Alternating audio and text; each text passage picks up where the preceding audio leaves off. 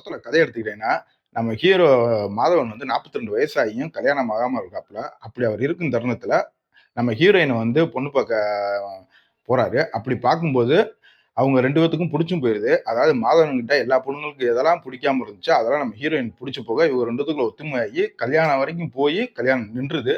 இதுக்கப்புறம் இவங்க 2 பேரும் எப்படி சேர்றாங்க? அப்படின்றத கொஞ்சம் அழகா ஃபீல் குட்டா சொன்ன படம் தான் இந்த "ஆப் ஜெய்சா கோய்".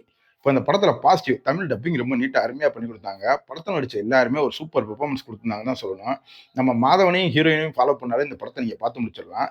படத்துல அடல்ட் கன்டென்ட் எதுவும் கிடையவே கிடையாது. நீங்க ஃபேமிலியோட இந்த படத்த ட்ரை பண்ணலாம். இந்த படத்துல இவங்க 2 பேத்துக்குமான அந்த லவ் போர்ஷன காமிச்ச விதம், இது எல்லாமே நல்லாவே இருந்துச்சு. அதுலயும் இவங்க பிரிஞ்சதுக்கு அப்புறம் இவங்க ஒண்ணு சேர்றது, எப்படினாலும் ஒண்ணு சேர்ந்துருவாங்க ஹீரோயின் அப்படின்னு நம்ம நெனைப்போம்ல. ஆனா இவங்க ஒண்ணு சேர்றதுக்கு ஒரு விஷயம் பண்ணியிருப்பாங்க. அதுல அவங்க சொன்ன சோசியல் மெசேஜும் நல்லா இருந்துச்சு. மெயினா இவங்க அண்ணன், அண்ணிக்கான ஒரு போர்ஷன் வரும். அங்கிட்டு நம்ம ஹீரோயினோட மாமா. இவங்க 3 பேத்துக்குமான ஒரு கான்வர்சேஷன் போர்ஷன் ஒண்ணு வரும். அப்போ வந்து அந்த பெண்கள எப்படி இழிவுபடுத்துறாங்க, எப்படி இழிவுபடுத்தாம அவங்கள பாதுகாக்கணும், இவங்கள மரியாதை பண்ணணும் அப்படின்னு அவங்க சொன்ன விதம் எல்லாமே நல்லாவே இருந்துச்சு.